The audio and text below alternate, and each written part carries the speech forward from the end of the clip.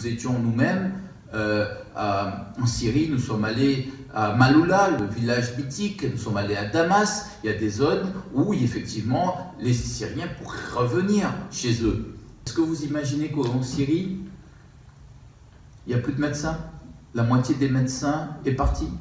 Le nonce apostolique, c'est-à-dire le représentant du pape en Syrie, il est italien, d'origine italienne, il n'est pas suspecté d'être pro qui que ce soit. Qu'est-ce qu'il nous dit?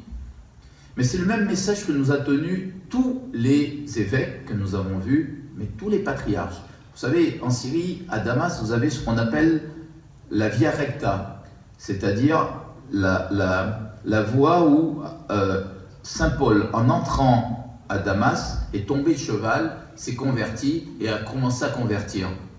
La via recta, de part et d'autre, eh bien, vous avez tous les patriarcats, vous avez tous les patriarches, une grande partie des patriarches de différents rites. On les a vus, on les a tous vus. Et vous savez ce qu'ils nous ont dit? Vous faites venir des populations que vous n'allez jamais assimiler. Vous n'allez pas les assimiler. Ils viennent en nombre, ils ont une identité, ils ont une culture, c'est pas la vôtre. Et pensez que vous allez pouvoir les assimiler de manière, alors qu'ils viennent de manière massive, vous rêvez. C'est le premier point. Et surtout le faire sur le court terme. On peut bien sûr intégrer des populations quand ils arrivent, quand on leur donne un travail, on arrive à scolariser. Mais quand ce sont des mouvements qui touchent des millions et des millions de personnes, vous n'y arriverez pas. Maloula a été libéré en avril 2014. Et depuis 2 ans, quand nous étions, déjà la moitié des habitants n'étaient pas revenus. Pourquoi? Parce qu'on avait considéré qu'on ne devait pas aider les populations syriennes à l'intérieur de la Syrie. Pour aider un réfugié syrien, il fallait qu'il soit justement réfugié, c'est-à-dire à l'extérieur de la Syrie. Mais un déplacé ou quelqu'un qui revient dans son village, on ne lui donne pas d'argent pour vivre, on ne lui donne pas d'argent pour reconstruire, rien. C'est pour ça que nous avons demandé la création de fonds d'aide pour les minorités et les chrétiens d'Orient. C'est pour ça que le Quai d'Orsay l'a créé, puisque Fabius s'est engagé à ma demande devant les parlementaires. Je lui ai posé la question avant la conférence internationale qu'il devait faire à Paris. Il s'est engagé à le faire.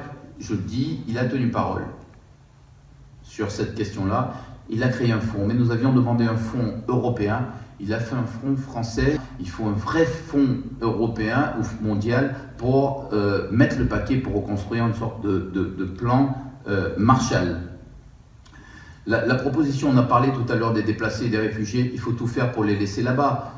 Donc comment faire pour les laisser là-bas? C'est les aider à reconstruire, à revenir dans leur village. Tout est lié, sinon on les aura en migrants. Ça, c'est le côté Daesh et le côté court terme. Maintenant, moi, je veux parler d'une discrimination sur le long terme.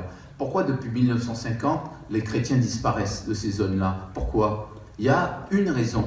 Il y en a plusieurs, mais il y a une raison que je veux évoquer. Ce sont les discriminations qui touchent les chrétiens dans ces régions du monde.